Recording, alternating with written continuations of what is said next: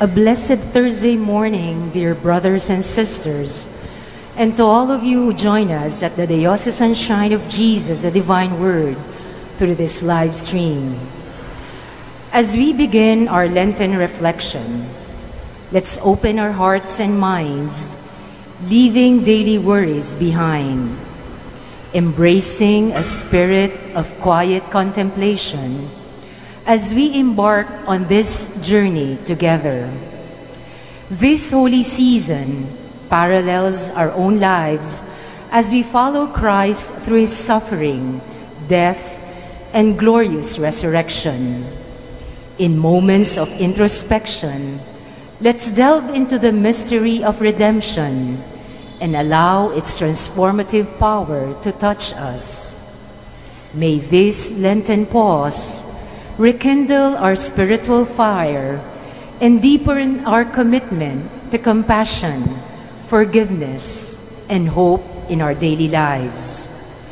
Together, we embrace this opportunity for spiritual growth, guided by the Paschal mystery on our faith journey. As we delve deeper into this year's recollection theme, "By your wounds we are healed," our sharer has long been a guiding light in our community, offering comfort, wisdom, and compassion to all who seek it. Today, as he graced of his own presence, let us take a moment to acknowledge his remarkable journey and the profound impact he continues to have in our lives. Through his unwavering strength and the grace of God, he has emerged from a challenging ordeal with a renewed sense of purpose and dedication to his call. Let us give a warm welcome to a priest who hails from Zamboanga, Sibugay, and from the Kenosis class ordained in 2023. We are blessed to have him with us today to lead our recollection. Friends, Reverend Father Algie Cantila, SVD.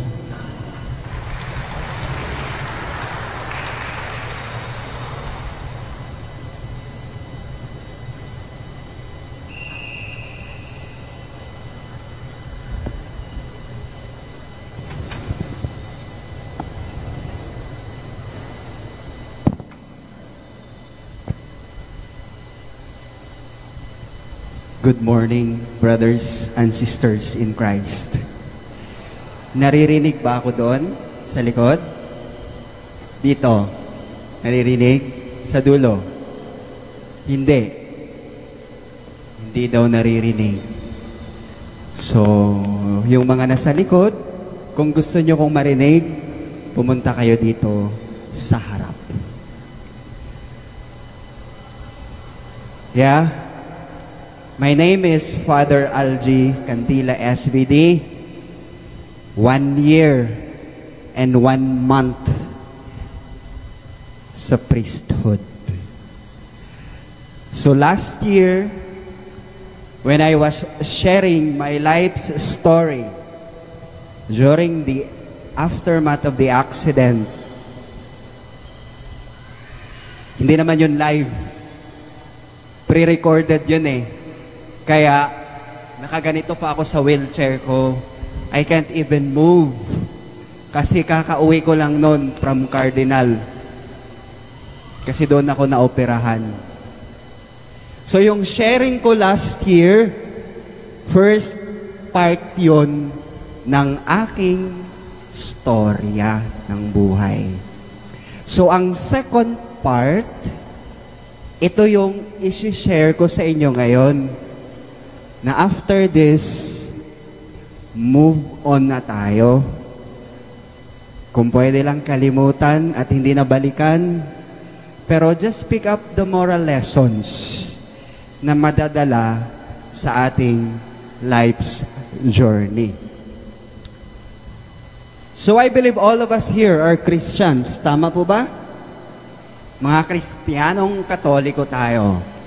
So dahil Kristiyanong Katoliko tayo, naniniwala tayo na ang lahat ng nangyayari sa ating buhay ay istorya ng Diyos.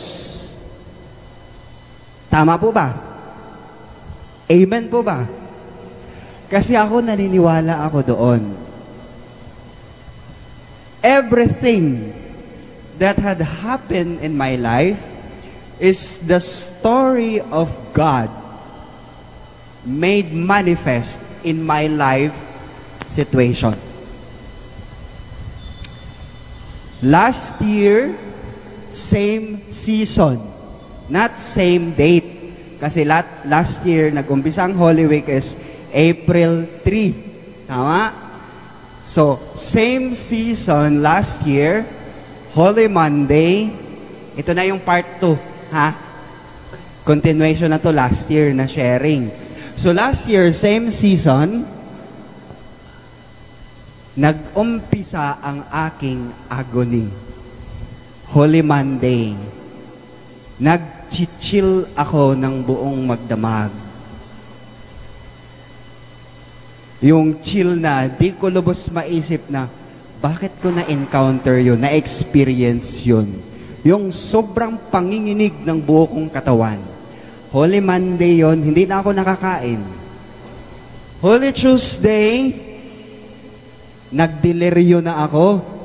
Hindi na ako makakilala ng tao. Nagtuturo na ako ng mga bagay na hindi naman yon yung sinasabi ko.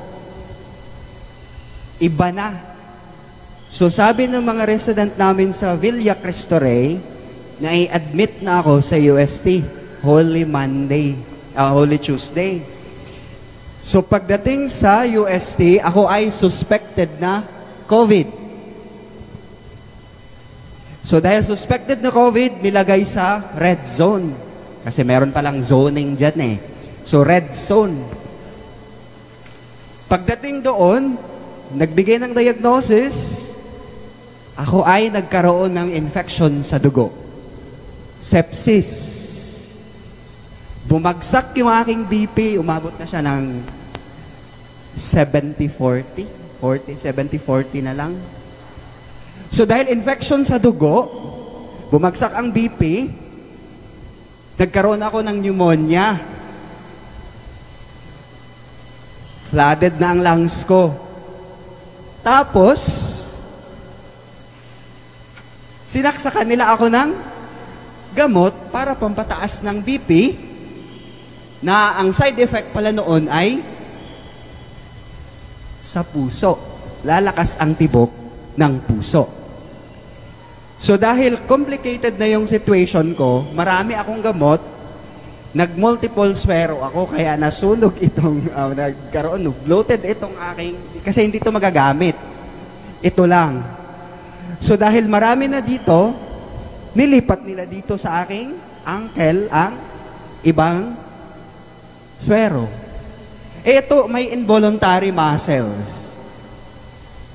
So, biglang gumalaw, umano yung karayom, kumalat sa aking binti ang antibiotics. Kaya, nagkaroon ako ng 4th degree burn. So, can you imagine? I am fighting for my own life sa emergency room during that day. Tapos, nangyari din ito. Buti na lang hindi ko maramdaman eh. So, ngayon, tinrace nila saan nag-umpisa yung aking infection sa dugo. Doon pala sa aking catheter. Kasi nakakateter ako kasi hindi ko maramdaman na ako ay dumumi at umihi. Doon pala sa catheter nag-umpisa ang aking infection. So dahil sa catheter, ang aking catheter ay kailangang palitan. So ang size ng catheter ko, I'm sorry for the term ha, masyadong ano ito. Ang size ng catheter na binigay sa akin ng Cardinal is size 14. Sabi ng Euro doon, mag-experiment tayo, gawin nating 18. Ipasok nila sa aking pagkatao, ang catheter, hindi na siya papasok. Barado na ang aking urethra. So can you imagine, I am in dire agony, tapos makikita ko yung sarili ko na yung dugo, kasi pinipilit nila eh. Wala. Hanggang sa, wala na silang ibang resort, kundi gumamit ng pinakamaliit na feeding tube. para lang maipasok. Kasi yun pala, yung urethra ko ay marami ng bara. So doon ang infection. Holy Tuesday yun. Holy Wednesday. Ito na. Kinovid test ako. 9 a.m. After na umalis yung nag-test sa akin, nag-cardiac arrest ako. Nag-flatline ako. So, nirevive nila ako. CPR. Wala eh. Flatline, I am journeying. Noong nag-journey na ako, nakakita ako ng ulap. Puti. May pintong bukas. Papasok na sana ako sa pintuang iyon. Hinarangan ako ng babae, hindi pinakita ang mukha, mahaba ang buhok, tinulak ako ng pagkalakas-lakas. Kaya nakabalik ako. Agad-agad, dilat ang mata, nagsalita. Parang walang nangyari. So same day, 1:30 p.m., nag-cardiac arrest na naman ulit ako. Same. Nag-journey. Pero yun iba naman. Valley of Darkness. Kadiliman ang aking nilakbay. Yung una, tinulak ako pabalik. May nakita akong figure. Yung pangalawa, walang figure na pinakita. Hinila ako pabalik. Same. Dilat ang mata, nagsalita. Ang sabi ng mga doktor na nag-revive sa akin, Father, may mission ka pa talaga. Kasi lumalaban ka pa. Kasi even my surgeon, ang sabi niya sa akin, during that day, sabi niya, Father, hinintay ko na lang na bumigay ka. Kasi hopeless na yung situation ko during that day. Pero wala eh, tuloy. So, normal. Pagkatapos ng flatline twice, normal lang. 10 p.m., sininok ako ng sininok. Yung sinok na, grabe yung distress. Nasabi ko sa mga doctors, bigyan nyo naman ako ng gamot para dito kasi hindi ako makapagpahinga ng maayos, hindi ako makatulog. Wala. Distress na distress. Tinurukan nila ako, wala pa rin epekto. Sabi lang, Father, tinurukan ka na namin. Pero wala pa rin. The following day, ito na, Holy Thursday, same day today, pero not same date, same season. Bumagsak ang aking oxygen level. So sabi ng aking pulmo ng mga doctors, kailangan nang i-intubate si Father. Kasi kung hindi siya ma-intubate, mamamatay si Father. Dumating yung result ng COVID test, negative. Kaya from red zone, nilipat ako sa green zone. Doon ako nag-50-50 ulit. So anong ginawa nila? Sinedate nila ako ng todo, pero hindi nila ako mapatulog. Hinawakan nila ako dito, hinawakan sa kamay. Nagre-resist ako, yung nurse na yung pumipindot-pindot sa ginaganito ko yung ulo ko. Ang ginawa nila, tinali ako sa bed para hindi ako makagalaw hanggang sa naipasok nila ang tubo. Nasabi na aking caregiver, nandito siya, nasaan si Nelson? Siya yung partner ko that day during that agony. Buti na lang nailagay yung tubo dahil nag-cardiac arrest ako for the third time. So yun na, COVID-free, may tubo na, pwede na akong ilipat sa ICU. Ipila. Kasi ang dami namin, ang daming pasyente during that time. Number 3 pa ako. So hindi pa ako pwedeng lumipat sa ICU. So naghintay pa ako ng buong magdamag. The following day, Good Friday, kung mapansin, kung naaalala ninyo, nag-sharing ako sa 7 Last Word, pero nasa ICU ako nakanganga. Conscious ako. Can you imagine the agony that I've experienced? Alam nyo, I did not take it as a personal struggle, but a struggle between God and me.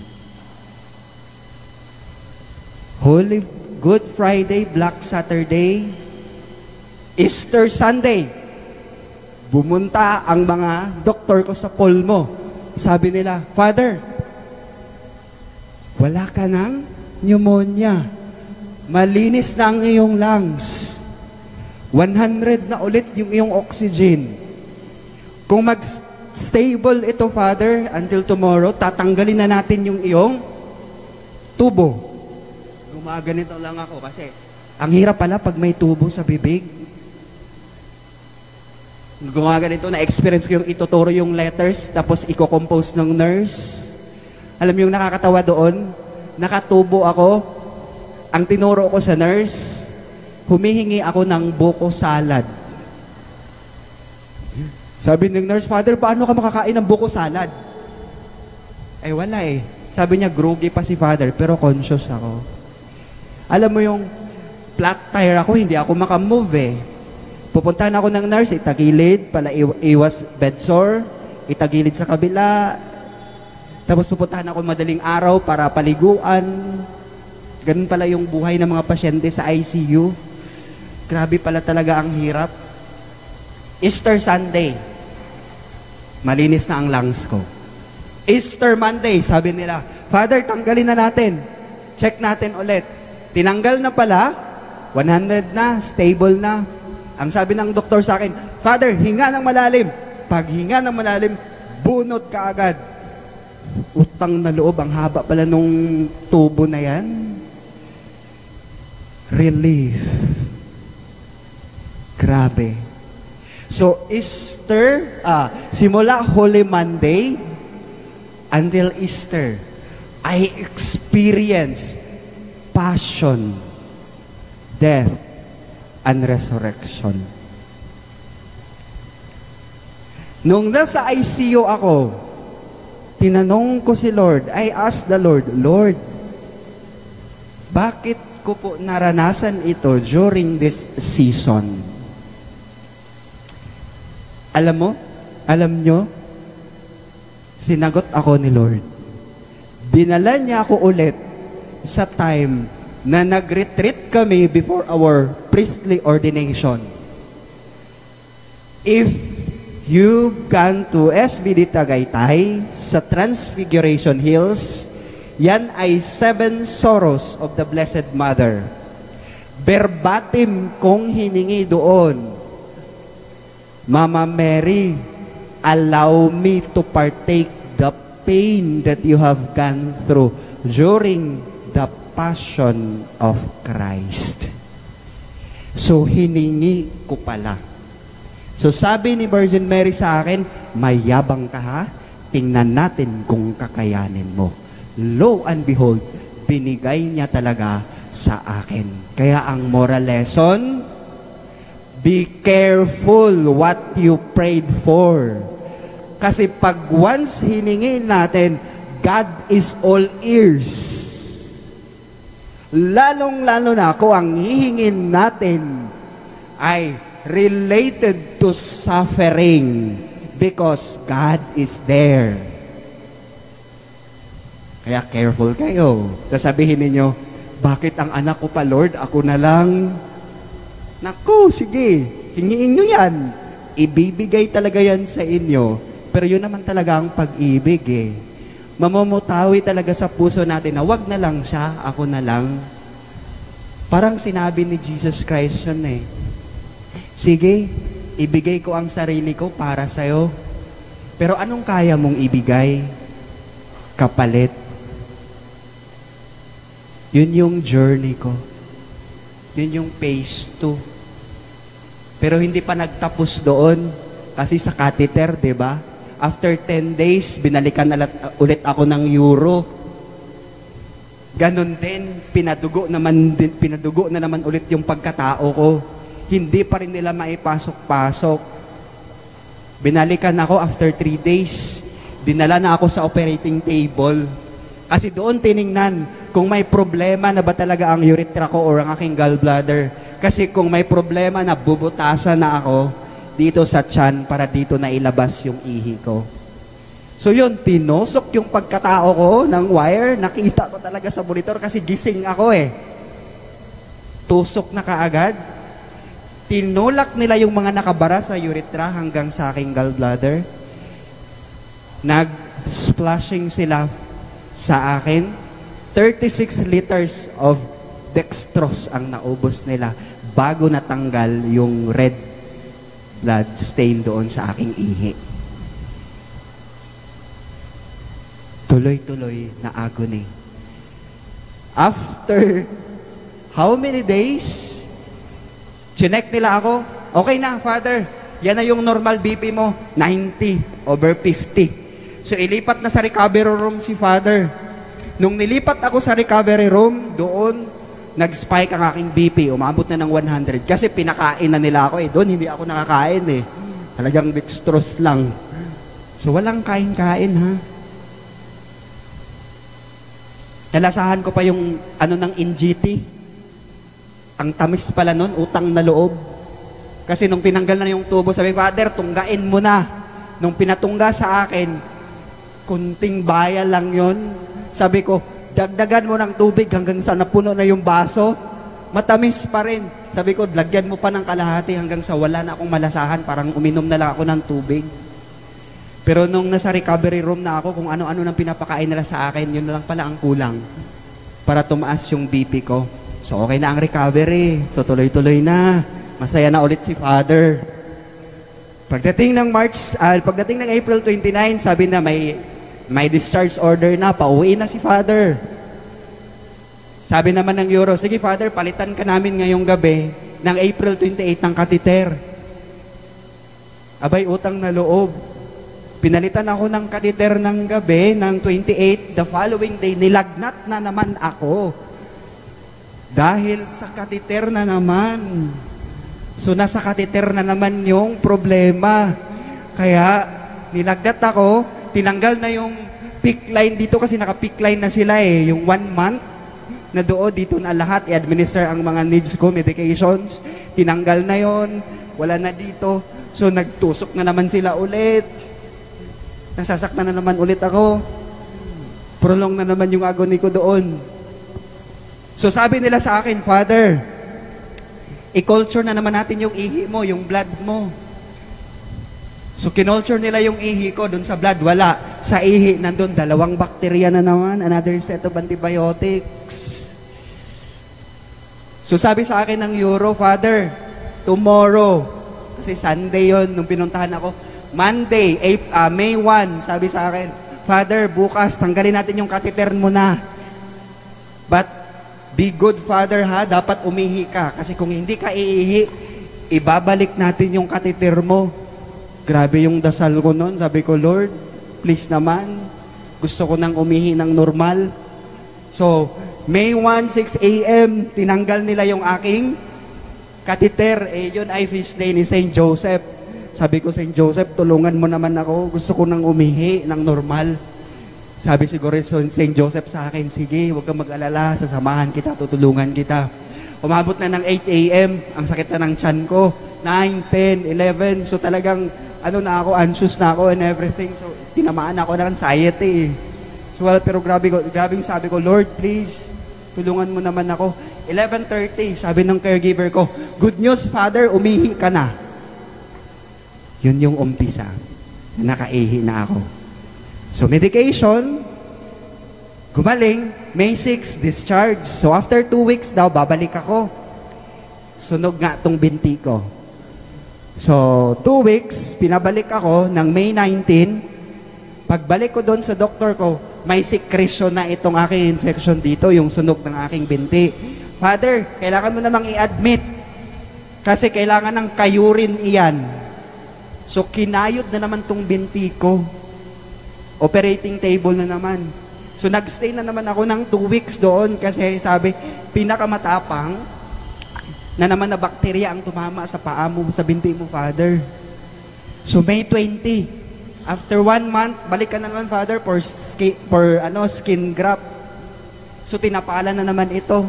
So, simula dito sa angkel hanggang dito sa aking hita, may sugat kasi tinapal diyan. Grabing agony, no? Pero bakit tumawa? Nakangiti pa rin si Father. Dahil sabi ko, everything that had happened in my life is the story of God. Ginamit ng Panginoon ang katawan ko para ipakita sa mundo na totoo siya. Nakasama siya natin. Nakikirelate siya sa atin. Wounded ang mundo. Tama, mali. Nagkakagulo ang mundo. Nag-aaway ang mundo. Can you imagine, yung bagong pumutok sa social media, isang ina, iniwanan ang 16-month-old na sanggol, starved to death for 10 months, 10 days. Ang ina, nagliwaliw. Napanood nyo yun? Hindi. Alam nyo yun? Hindi. Maraming hatred, maraming cancellation na nangyayari. Kulang na lang, bitayin nila yung ina eh. Pero if we will take it in a spiritual side, as if it's God's telling us, ako din, inalay ko na ang buhay ko sa inyo eh. But you refuse to acknowledge the grace that I have been given to you. Kinalimutan nyo ako eh. You neglect me. My presence, kinalimutan nyo ako. Lumayo kayo sa akin. Kaya gamitin ko yung katawan ni Father Algie para makita ninyo ako. Hindi ko sinasabing superior yung experience ko, ha? No. We have our own set of experiences. Unique yun sa ating pagkatao. Ang pinaka-call doon, gaya ng sinabi ni Father Jerry Orbos, BTS. Yun yung driving force ko. Na kahit may nangyaring ganito sa buhay ko, I believe in the power of God's presence in my life. Hindi lang ibig sabihin na pare ako. No. Tao ako, nasasaktan, naghihirap. But I believe that God is there in every step of the way. Kasama ko siya sa paglalakbay na ito. And of course, I trust the Lord. I trust in His mercy. And I entrust everything to Him. Wala na akong mahihiling pa. Kaya sabi ko, if it's the new phase of my missionary ministry, as a witness of His own suffering, then so be it, Lord. Tanggapin ko ng buong puso kung gagamitin mo yung katawan ko. Okay lang. Kaya I still have a lot of reason to smile. I'm in pain. Since day one, even until now, I'm talking to you, I feel the pain of discomfort from waistline down. Pero para na akong bata, alam niyo yung bata, pag nasasaktan, iiyak yan after that, takbo na naman. Parang walang nangyari. Parang ganun yung nangyari sa akin. Natutulog ako at gigising, I'm in pain. But I still believe that God is there. In moments of my discomfort and distress, God is there holding my hands. That's why my prayer is, Lord, hold on to me because I am too weak to hold on to you. Nangihina din ako, nasasaktan. I surrender everything to Him. Hindi yung surrender na nauubos na ako, natatakot na ako, coward na, no. Lalayo na, no. Surrendering everything, allowing God to control my life. It's not my will be done, but it's His will. Kaya wala na akong plano na. Sabi ng mga kamag-anak ko, may plano ka bang umuwi para sa Thanksgiving Mass mo sa atin? Sabi ko, no, I do not have plans. But if it's God's will na makauwi ako, then it's God's will na makauwi ako for my Thanksgiving Mass. Kasi after all, this life that I have now is not my life anymore. It's the life of God in me. Kaya, sabi ko, pain? Yes, I have.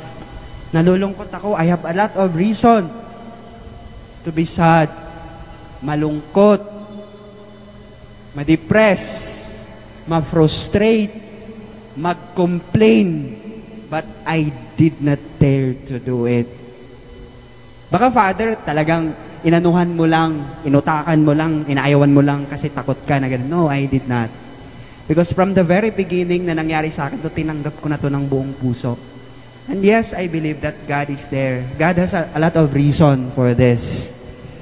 God put me in this kind of situation for an specialized ministry, to be with the people, to relate with the people, to those who are suffering, to those who are shattered, to those who are broken, because God can relate with this life that I have as of the moment. Kaya sabi ko, this is not Father Al anymore, and this is God. This is God in me. Kaya no matter what happened, kahit hirap na hirap ako sa buhay ko ngayon, I still smile because I believe God is with me. God is holding my hand. God is telling me, don't worry, kasama mo ako. Hindi ka nag-iisa. Last night, when I reflecting, doon sa aayusin ko na yung PowerPoint presentation, I am supposed to do the PowerPoint presentation Parang sinabi sa akin ni Lord, scrap that. Don't lecture them. Share your encounter with me. Share your experience to them. The wounded humanity needs to be lifted up, needs to look up to me. And I'm using you to say that and to share with that. And you know, because of that surrendering, because of that entrusting, because of that firm belief, I still have a lot of reason to move forward with faith conviction, with strong determination, because I believe that this Jesus Christ, the one of Jesus Christ, restored my distorted relationship with God. The physical wound that I have as of the moment is a reason for me to cling on to God, to hold on to Him no matter what happened. Hindi ito reason to give up and to stay away from Him.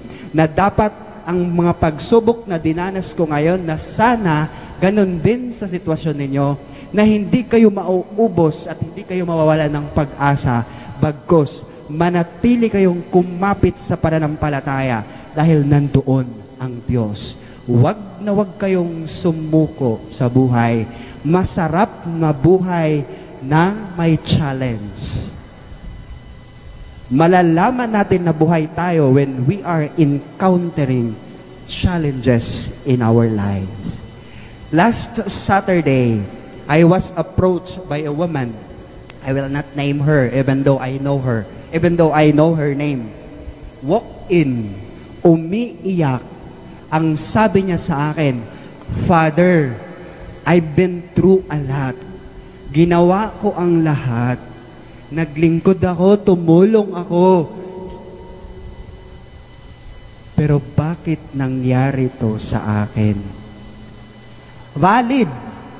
Tama, mali. Wala namang problema kung i-voice out natin ang ating mga hinanakit sa buhay, mga hinaing sa buhay. Walang problema doon. Sabi ko sa kanya, thank you for telling me. Kasi ang kailangan natin ngayon ay taong makikinig sa atin. As much as we want people to listen to us, to hear our maladies in life, our misfortunes, our struggle, God is there. Talk to Him. Dumapa ka kung kailangan mong dumapa at magmakaawa ka, because God will surely listen to you. Sabi nila sa akin, Father, I know you are praying. Pero what if, Father, hindi mag-grant ang iyong prayer. Praise the Lord. If God grant our prayer, praise the Lord. But if not, there's another way that God is working in your life. Still, praise the Lord kung hindi man binigay niya yung hiningi mo na naaayon sa kagustuhan mo. Because God is working in silence. Lord, gusto ko pong gumaling sa sakit kong cancer. Lord, gusto pong gumaling sa aking pagka-paralyze. Pero hindi yun yung plano ng Diyos eh. Namatay si Father Algin na paralyzed. It's the will of God. Namatay tayo sa sakit na cancer, then it's still the will of God. Bakit yung iba naka-recover? May mission pa yung gawin. Yung natapos na yung sayo, that's it. That's the end of your life. So tapos na ang journey natin. As long as hindi tayo nawala ng pag-asa habang buhay tayo, kumapit tayo sa Panginoon. Siya lang ang makakatulong sa atin. Wala nang iba. Amen? As much as we want family, we want people to listen to us, there's God who is all ears sa lahat ng mga hinaing natin sa buhay. Huwag lang tayong mawala ng pag-asa. Yes, times na maramdaman natin na parang walang nangyari sa mga dasal ko. Parang hindi dininig. Tuloy ka lang. Don't give up. Sabi nga dun sa kanta ni Gary V, kung wala ka nang makapitan, kumapit ka sa akin. Hindi kita iiwanan. Hindi kita iiwan. Tama? Sa panahon ngayon, the world is wounded. Our brothers and sisters are also wounded. We are called to be a wounded healer also. Let that woundedness in us aakay sa mga taong nahihirapan din. Makikinig tayo sa hinaing ng bawat isa. Lend our ears. Umupo lang. Pakinggan mo naman ako. Huwag ka nang magsalita. Pakinggan mo na lang. Hawakan mo yung kamay para maramdaman niya na hindi siya nag-iisa. Lumakad kayong magkasama. Walk with them in this journey of life. Yan yung kailangan ng bawat isa sa atin. Wounded na nga ang mundo. Wounded pa tayo. So this earth is not safe to live in na, di ba? But we have God. At itinilaga niya ang bawat isa sa atin na sana hawak kamay tayong magkasama sa ating paglalakbay. Sabi nga sa kanta ni Yeng Constantino, di ba? Hawak kamay. Ganon ang Panginoon. Nakahawak ang kamay. God is reaching out to us. Hawakan niyo yung kamay na yan. Hindi ka niyan bibitawan. Sinubo kayo ngayon? May pighati kayong nararamdaman? Surrender everything to God. Hindi ko sinabi ito i-impose sa inyo na maging kagaya kayo sa akin, na ganito yung disposition. No. Know yourself. Then surrender everything to God. Yun yung pinakasekreto sa lahat. Huwag na tayong maging superior sa sarili natin. Allow God to be the superior in everything in us. Because everything that is happening in our life, it's God's way of telling us, ako ang masusunod. Kung may mga broken dreams, mga shattered mga pangarap, hindi yun nararapat para sa'yo. May nakalaan para sa'yo at ang Diyos lang nakakaalam niyan. Huwag natin pilitin ang isang bagay na hindi naman ikakasaya natin kasi hindi yun naaayon para sa atin. May tamang proseso at may tamang grasya na naaayon para sa atin at ang Diyos lang ang nakakaalam noon. Amen? Human as we are, this Holy Week, this season of pagmuni-muni, God is inviting us to be a wounded healer because He Himself suffered for the sake of our salvations. Ang lahat ng mga kasalanan natin, pinagbayaran ng sariling sugat ng Panginoon. Literal na sugat. But that one that God suffered during His passion, death, and resurrection is a means of restoring our broken relationship with God the Father. So He mend that broken relationship. So kahit na nahirapan na tayo, guaranteed that we have God in us because of His Son, Jesus Christ, our Lord.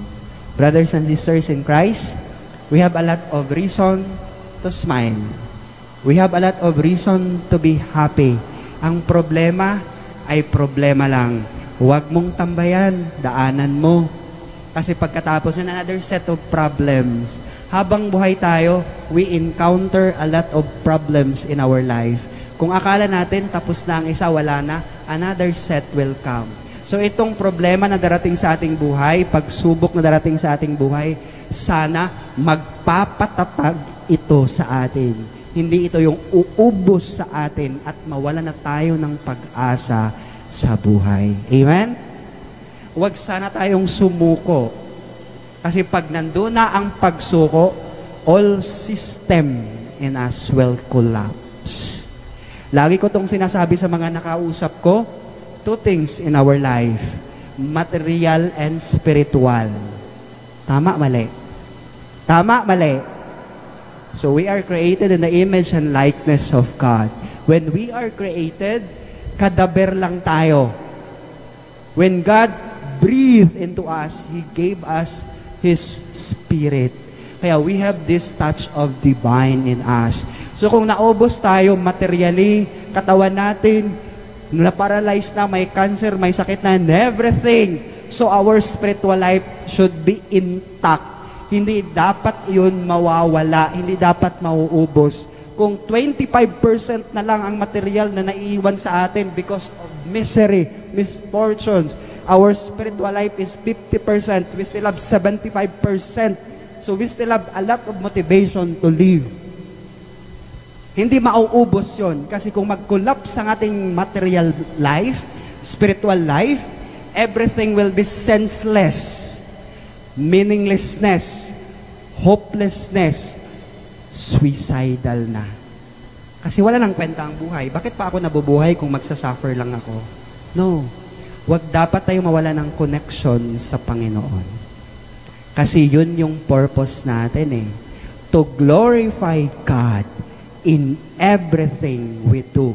And in everything that happens in your life, God is glorified. Because the story of our life is the story of God in us. Amen. Tapos na. I hope and pray, brothers and sisters in Christ, that in this journey, that we are together, reflecting, realizing the goodness of God in us, makikita natin na sa sarili nating woundedness, we can lift others up. We can help others as much as God offer Himself to us. Let us pray for one another. Let us pray for those who are suffering. Hold your hand. Hold your hand. Hold your hand. Hawakan ninyo ang kamay ng mga katabi ninyo. In the silence of the heart, lahat ng mga hinanaing natin sa buhay, ialay natin ito sa Panginoon. Let us remember the people who are in the hospital right now. Our sick brothers and sisters. For those who are fighting for their life. Yung mga biktima ng karahasan. Extreme poverty. Injustice. Yung mga biktima ng abortion, mga kabataan. Let's pray for our country. Let's pray for the world. Let us pray for healing. Our personal healing. That God, in His mercy and compassion, will touch us, will heal us, will allow us the grace of recovery and full healing. That no matter what happened in us, that in deep wounds that we have as of the moment, God will heal all of them. God will give us full recovery. That will God grant our heart's desire.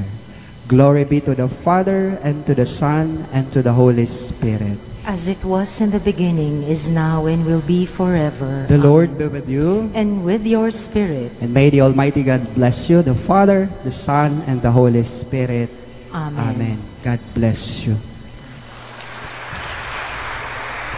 So, to close our Lenten recollection, let me give some short insights coming from Father Algie. We struggle with hardships or complain about our sufferings and find obedience to God's plan difficult to accept. Poverty, illness, anxiety, hatred weigh us down. Yet Jesus carries His cross in each person's pain. May we see God's will in all things, in every encounter of our daily life, as Jesus did. The cross, though challenging, holds beauty and promise of future glory. Embrace it as a desired treasure.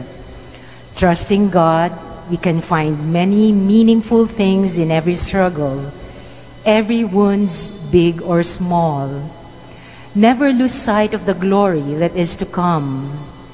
May our suffering teach us the lessons contained in our wounds, our crosses, the wisdom of its necessity, the beauty of its variety, and the fortitude that accompanies even the smallest crosses. Believe in the power of God's presence in our lives. Trust in God's mercy. Surrender everything to Him, allowing God to control our life. We are challenged. We are called to be wounded healers. Masarap mabuhay if merong challenge. We have a lot of it to reason to smile. Father Algie, let me present to you our certificate of appreciation of your inspiring sharing on our theme, which provided a valuable opportunity for spiritual growth and reflection. Your remarkable and the sincerity of your message resonated deeply within us. We are truly grateful for your willingness to share your life story and for helping us to deepen our faith during this sacred season. This certificate of appreciation is here given to Reverend Father Algie Cantilla, SVD, for graciously sharing his time in insightful reflection during the Shrine 2024 Lenten Recollection, with the theme, By His Wounds We Are Healed. Given this 28th day of March in the year of our Lord 2024, at the Diocesan Shrine of Jesus, the Divine Word, Christ the King Mission Seminary Compound, signed our Pastoral Council Lay Coordinator, Nino Versosa, and our Shrine Rector, Reverend Father Ronnie Crisostomo, SVD. Let's give Father Algie a round of applause.